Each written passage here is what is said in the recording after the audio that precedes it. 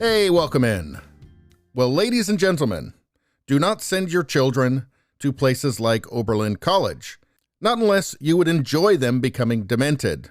And stories like this may seem trivial in some ways. And it's just one student, but I just want you to keep in mind, these are the people that will end up moving into positions of power in the future. These are the people that may have power over your life. So it should be disturbing that apparently there's no, at least social stigma against being a raving lunatic at these places. Anyway, here's the headline. Male college student complains about cisgender men installing radiator in his dorm room. Yeah, and okay, yes, there are extremely emotionally unbalanced people out there. My point is that apparently there is no stigma against this anymore. And it appears that these colleges have taken the customer is always right ethos just a little bit too far. Anyway, after being notified that contractors would enter his room to install a radiator at famed progressive liberal arts college, Oberlin College, where the cost of attendance can run as high as $80,000 a year, and apparently worth not a penny, at least for sane people, a young male college student wrote in the campus paper, quote, "I am very averse to people entering my personal space.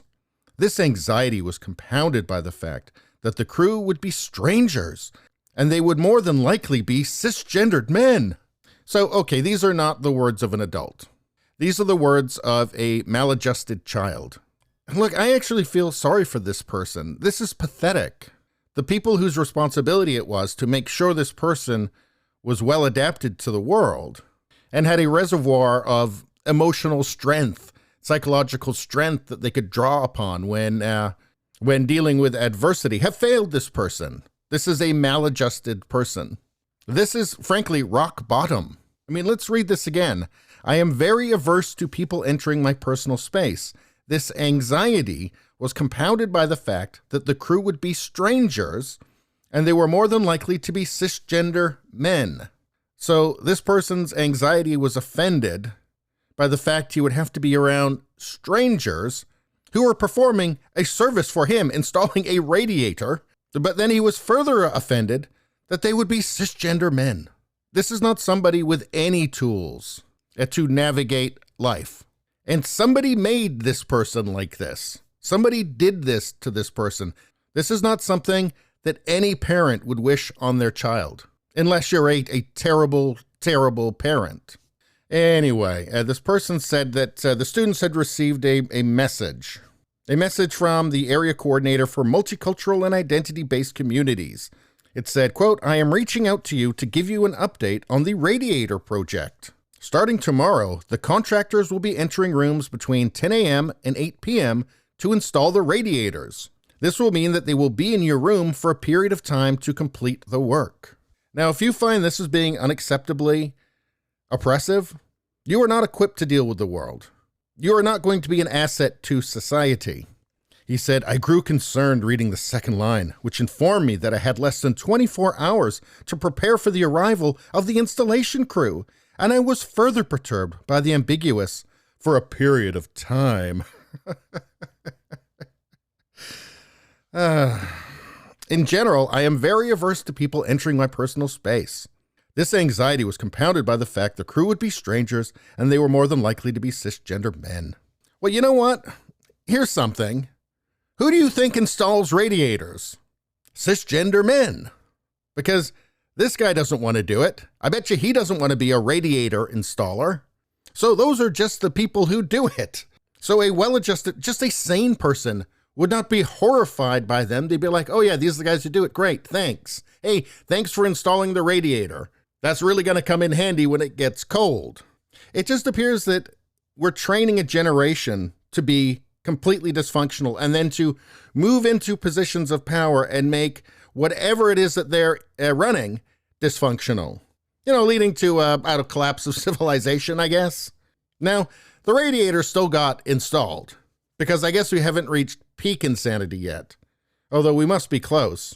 But stuff like this should concern anyone who wants to live in a functional society.